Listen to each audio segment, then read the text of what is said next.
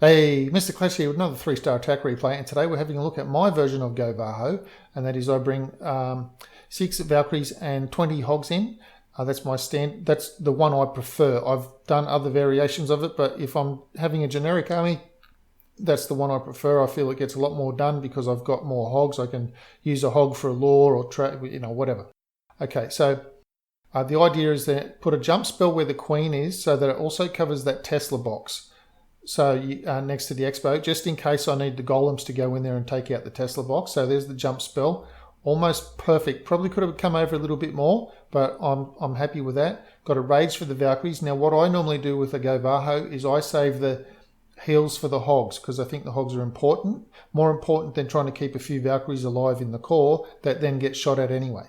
So I'm thinking the weapons are tanking on the Valkyries, great, send in some Hogs. Then I notice, they've all turned on the Hogs. So now I've got to send in more Hogs on that side.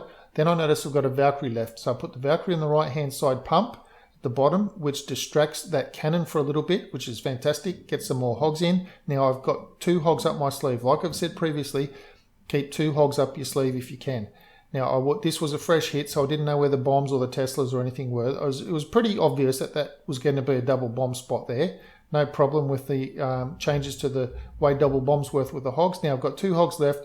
Up onto that top archer is where I'm going to put them. There we go. So once that archer was distracted onto the Hogs which were being healed, send my 2 Hogs in up there. That'll take out the archer. Beautiful. Few weapons on the right-hand side. Now, have a look on the right-hand side barracks. Just where the Queen is at the moment, not the one at the bottom, but the one on the right-hand side. Watch for the wall breaker. Now, ready? Boom. There we go.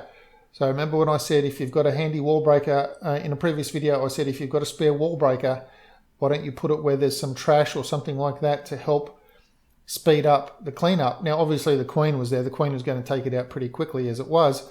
But hey, that one little extra thing, that was just pretty handy. The Queen didn't have to shoot that. The Queen could go shoot something else. So have a look at that attack again. Now that you know there's a few things to look for, such as me being very late on the use of my King's ability.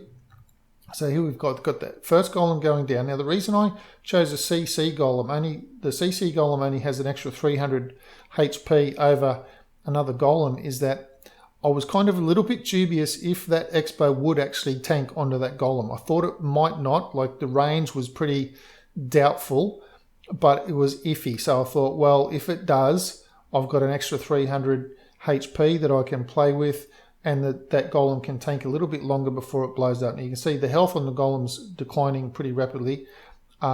It's very low from tanking for that whole length of time. Poison's down, King goes over. Now I should really be raging the King right about now, but I'm distracted by looking at where are those weapons on the left shooting. Yes, they're shooting inside. Oh, get my Hogs down. Oh dear, the King. Look down. Oh, the weapons have turned on my Hogs. Get some more Hogs in. So that's the sort of process of, if you're wondering why didn't he do this or why didn't he do that, that's because I wasn't looking in those areas at the time. So that Valkyrie, that leftover Valkyrie was a little bit of an accident, but it turned out okay.